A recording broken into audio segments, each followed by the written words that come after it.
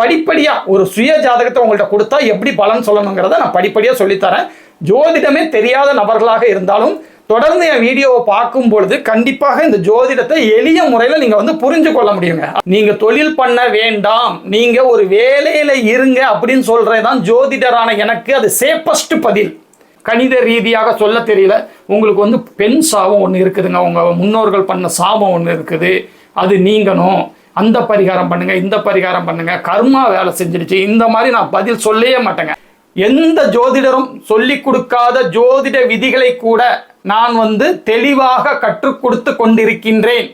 தொடர்ந்து நீங்கள் என்னை வாட்ச் பண்ணும் பொழுது எல்லாரும் உங்களுடைய சுய ஜாதகங்களை கண்டிப்பாக அனலைஸ் பண்ணிக்கொள்ள முடியும்.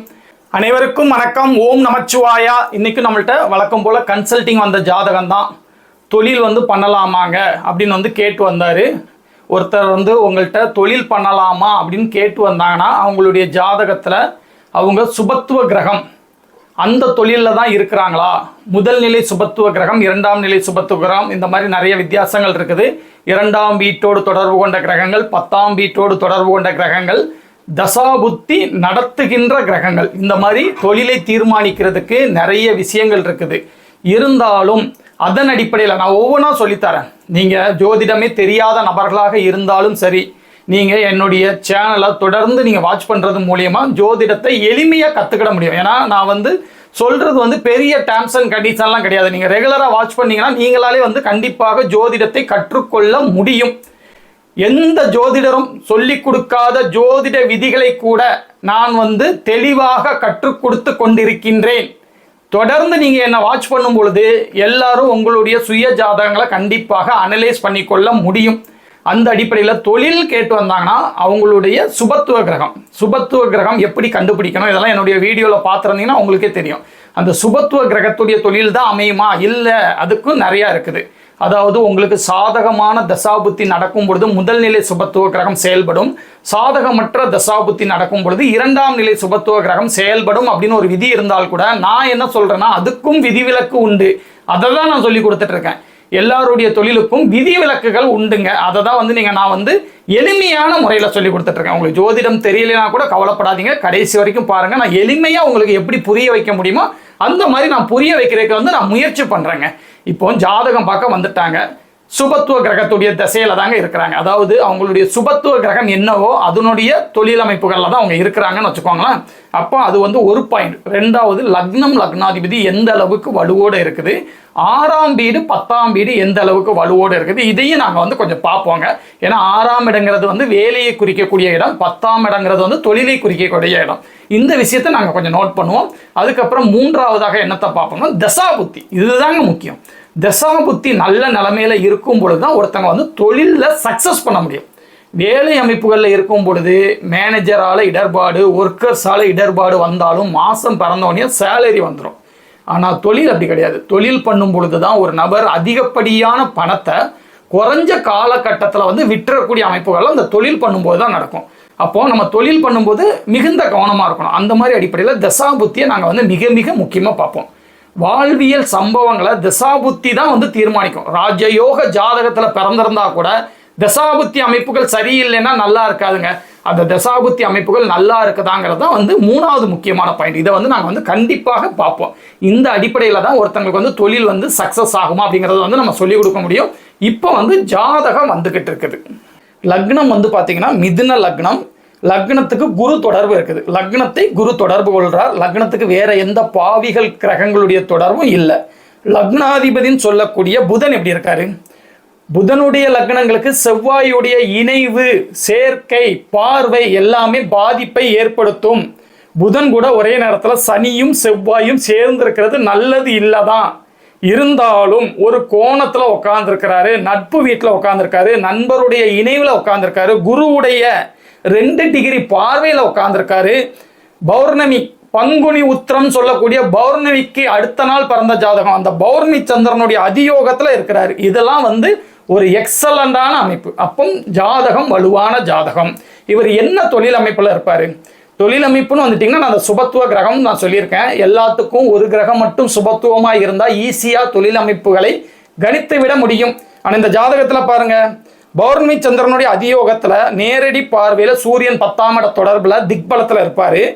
சுக்கிரனுக்கும் பௌர்ணமி சந்திரனுடைய தொடர்பு உண்டு. புதனுக்கும் பௌர்ணமி சந்திரன் தொடர்புல உண்டு. குருவுடைய பார்வை சுக்கிரனை விட அந்த புதனுக்கு தான் அதிக நெருக்கமான டிகிரி அமைப்புல இருக்கும். அப்போ புதன் தான் இந்த ஜாதகத்துல முதல் நிலை சுபத்துவ கிரகம், அதிக வலுவான கிரகம். அப்போ புதன் ரீதியான துறைகள் இருக்கும். செவ்வாயும் திக்பலத்திற்கு அருகாமையில் அவரும் சுபத்துவ அமைப்புகள்ல செவ்வாய்க்கும் பாவ அதியோகம் உண்டு.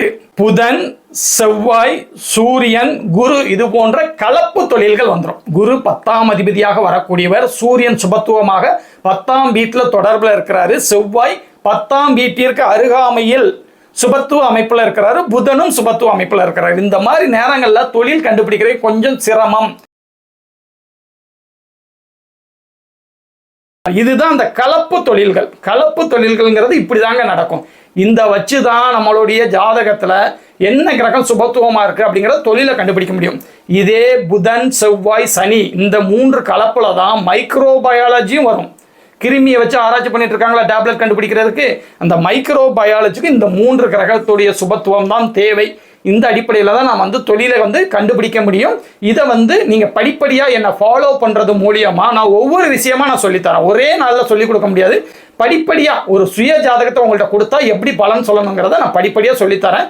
ஜோதிடமே தெரியாத நபர்களாக இருந்தாலும் தொடர்ந்து என் வீடியோவை பார்க்கும் பொழுது கண்டிப்பாக இந்த ஜோதிடத்தை எளிய முறையில் நீங்கள் புரிஞ்சு கொள்ள முடியுங்க. அதுதாங்க இதில் உள்ள முக்கியமான விஷயம். இப்போ அவர் என்கிட்ட கேட்ட கேள்வி, தொழில் தொடங்கணும்னு எனக்கு ஒரு ஆசை இருக்குங்க, இந்த காலகட்டத்தில் பண்ணலாமாங்கன்னு கேட்டார். நான் அடுத்து கேட்ட ஒரே கேள்வி உங்களுக்கு குரு திசை நடக்குது, இந்த லக்னத்துக்கு பாதகாதிபதி மாரகாதிபதி, தொழிலே பண்ணக்கூடாதுன்னு சொல்லுவாங்க, நீங்கள் தொழில் பண்ண வேண்டாம், நீங்கள் ஒரு வேலையில் இருங்க அப்படின்னு சொல்கிறதான் ஜோதிடரான எனக்கு அது சேஃபஸ்ட் பதில் ஆன்சர். நான் தப்பிச்சுக்கிடலாம். இந்த மாதிரி ஒரு பதில் சொன்னோம்னா, ஒரு ஆன்சர் சொன்னோம்னா நான் தப்பிச்சுக்கிடலாம். ஏன்னா நீங்கள் ஒரு இடத்துல வேலையில் போய் இருக்க போகிறீங்க, அவங்க சேலரி கொடுக்க போகிறாங்க, எந்த பிரச்சனையும் வரப்போகிறதில்லை. ஆனால் தொழில் பண்ணுங்க நல்லா இருப்பீங்கன்னு சொல்கிறீங்க பார்த்தீங்கன்னா, இது ரிஸ்கான பதில். தொழில் பண்ணும்போது ஒரு வேளை நல்லா இல்லைன்னு வச்சுக்கோங்களேன், இந்த ஆள்கிட்ட தான் போய் பார்த்தேன், இவன் தான் எனக்கு இப்படிலாம் தேவையில்லாத அட்வைஸ் பண்ணிட்டான், ஜாதகமே பொய்யுங்க, ஜோதிடம்லாம் பார்க்காதீங்க அப்படிங்கிற மாதிரி வரும். ஆனால் நான் என்ன சொல்லுவேன்னா, என் மனசுக்கு விரோதம் இல்லாமல் அந்த பரம்பொருளுடைய அனுமதியோட என்னது எனக்கு தோணுதோ அதை தான் சொல்லுவேன். நீங்கள் தாராளமாக பண்ணலாம் அப்படின்னு சொன்னேன். என்ன காரணம்னு பார்த்தீங்கன்னா, பாதகாதிபதி மாரகாதிபதிலாம் கிடையாது.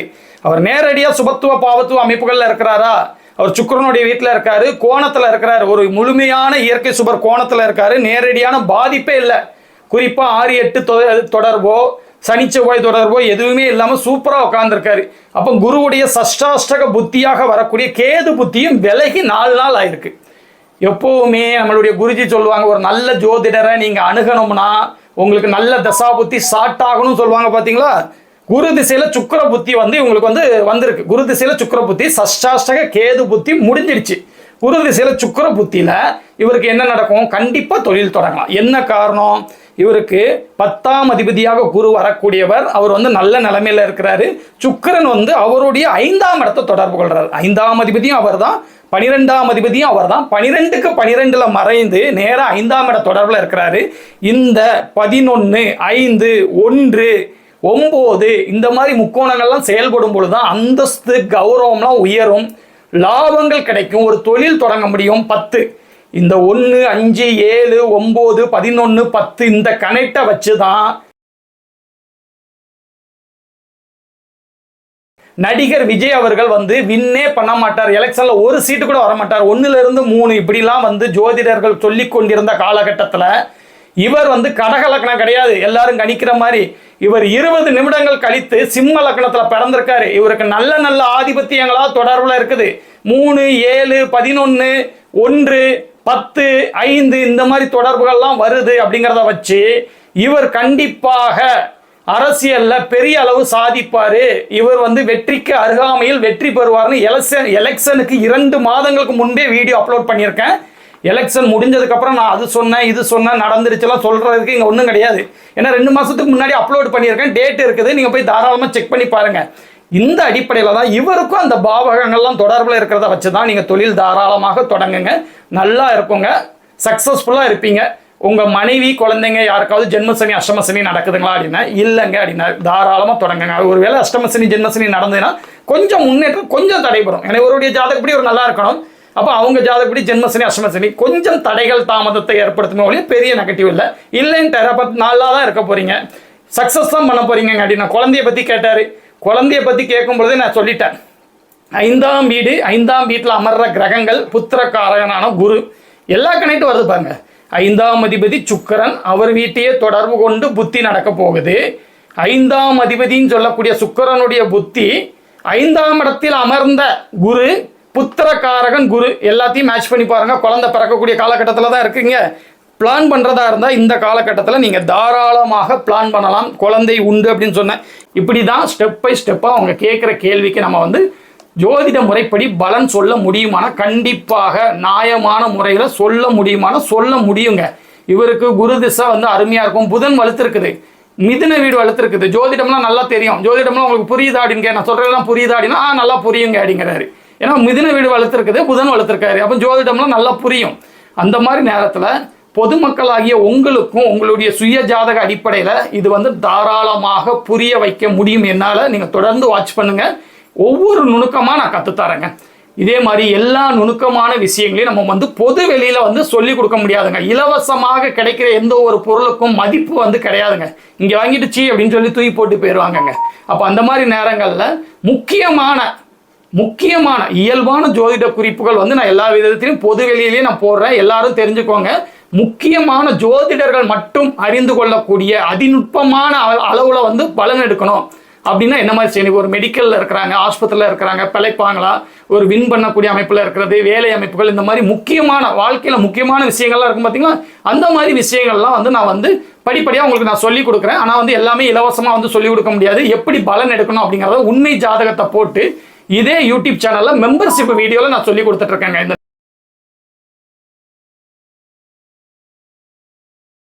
மெம்பர்ஷிப் வீடியோனா என்னன்னு பார்த்தீங்கன்னா, யூடியூப் சேனலில் உள்ள ஒரு அட்வான்ஸான ஃபியூச்சர், அதில் அஸ்ட்ராலஜி கோர்ஸ்ன்னு இருக்கும்.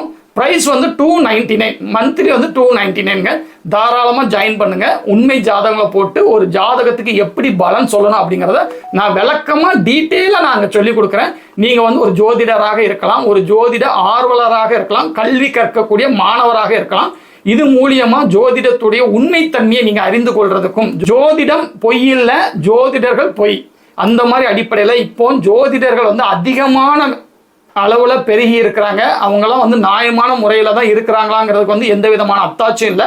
அப்போ ஓரளவு உங்களுக்கு கொஞ்சம் நாலேஜ் இருக்கணுங்க. இப்போ பைக் மெக்கானிக்கிட்ட போகிறீங்க, அவங்க எல்லாத்தையும் கலத்தி மாற்றிட்டு அவங்க என்ன சொல்கிறாங்களோ அதுதான் பில்லு. ஆனால் உங்களுக்கு கொஞ்சம் அனுபவம் இருந்ததுன்னு வச்சுக்கோங்களேன். இல்லையே, இந்த பிரச்சனை தானே இருந்திருக்கும், அதனால தானே நான் விட்டேன், என்னத்தெல்லாம் மாற்றினீங்க, இப்படி கேள்வி கேட்குற நபராக இருந்தால் அவங்க ஏமாற்ற முடியாது. கரெக்டான உங்களுக்கு ஒரு சொல்யூஷனும் கிடைக்கும், ப்ரைஸும் கம்மியாகும். அதே மாதிரி ஒரு ஜோதிடத்தை பற்றி எந்த ஒரு நாலேஜ் இல்லாமல் நீங்கள் போனீங்கன்னா அவங்க முன்னோர் சாபம், அவங்களுக்கு ஒரு பதில் தெரியலை, உங்கள்கிட்ட பேசுவாங்க, ஒரு பதில் சொல்ல முடியல. நான் என்ன சொல்லுவேன், குழந்தை இல்லைன்னு கேட்டிங்கன்னா 5ஆம் பாவம், 5ஆம் வீடு, குரு, இவங்களெல்லாம் வச்சுட்டு குழந்தை பிறக்குமா பிறக்காதா, மனைவி கணவன் 2 பேருடைய ஜாதகத்தையும் மேட்ச் பண்ணி பிறக்குமா பிறக்காதா, தத்து குழந்தையா, வாய்ப்பு இருக்கா இல்லையா, இதை தான் வந்து நான் சொல்லுவேனே ஒழிய நீங்கள் அந்த வழிபாடு பண்ணுங்க, கடவுள் நம்பிக்கை எனக்கு உண்டு, ஆனால் அது 2ஆம் பட்சம். ஜாதகத்தில் சட்டியில் இருந்தால் தானே அகப்பையில் வரும். ஜாதகத்தில் என்ன இருக்குங்கிறத தெளிவாக பார்த்துட்டு அவங்களுக்கு பாசிபிளான சொல்யூஷன் கொடுப்பேன். இல்லைங்க உங்களுக்கு வயசு இவ்வளோ ஆகுது, பயாலஜிக்கலாகவே வயசு இவ்வளோ ஆகுதுங்க, இந்த மாதிரி பிரச்சனைகள்லாம் இருக்குது, ஜோதிட ரீதியாக இந்த மாதிரி பிரச்சனைகள் இருக்குது, நீங்கள் ஒரு தத்து குழந்தை எடுத்துக்கோங்க, இது வந்து சரி வராது. சரி வரும்னா சரி வருங்க, நீங்கள் இதுக்கு ட்ரை பண்ணுங்கள், இந்த காலகட்டம் பாசிபிளாக இருக்குது அப்படி சொல்லுவேன். அதை விட்டுட்டு பதில் தெரியலை, இந்த மாதிரி பதில் கணித ரீதியாக சொல்ல தெரியல, உங்களுக்கு வந்து பெண் சாபம் ஒன்று இருக்குதுங்க, உங்கள் முன்னோர்கள் பண்ண சாபம் ஒன்று இருக்குது, அது நீங்கணும், அந்த பரிகாரம் பண்ணுங்க, இந்த பரிகாரம் பண்ணுங்க, கர்மா வேலை செஞ்சிடுச்சு, இந்த மாதிரி நான் பதில் சொல்லவே மாட்டேங்க. அந்த கணித அடிப்படையில் பதில் சொல்ல தெரியாத நபர்கள் தான் அவங்கள தற்காத்து கொள்றதுக்காக பெண் சாபம், முன்னோர் சாபம், அந்த கர்மா இந்த கர்மாலாம் சொல்லுவாங்க. அந்த மாதிரி சொல்லாமல் லாஜிக்கலாக நான் பலன் எப்படி சொல்லணும்னு சொல்லி உண்மை ஜாதகங்களை போட்டு நான் விளக்கிட்டு இருக்கேன். உங்களுக்கு ஜோதிடத்தை பற்றி ஒரு விழிப்புணர்வு வேணும்னா நீங்கள் ஜாயின் பண்ணீங்கன்னா ஒரு விழிப்புணர்வு அடையலாம். அது மூலியமாக உங்கள் குடும்ப உறுப்பினருக்கு நீங்களே வந்து ஒரு சொல்யூஷன் சொல்லலாம், நீங்கள் ஜாதகம் பார்க்கலாம். உங்கள் குடும்ப உறுப்பினர்கள் மட்டும் இல்லாமல் உறவினர்கள், உங்களுடைய சுய ஜாதக ஆலோசனை, இந்த மாதிரி விஷயங்கள்லாம் வந்து உங்களுக்கு எளிதாயிரும். வேற யாருக்கிட்டையும் போய் ஏமாறாமல் நீங்கள் வந்து தற்காத்து கொள்றதுக்கு உதவும் அப்படின்னு சொல்லிக்கிட்டு இதே மாதிரி இன்னொரு நாள் ஒரு நல்ல ஜாதகத்தோடு வந்து நான் உங்களை மீட் பண்ணுறேன். ஓம் நமச்சிவாயா.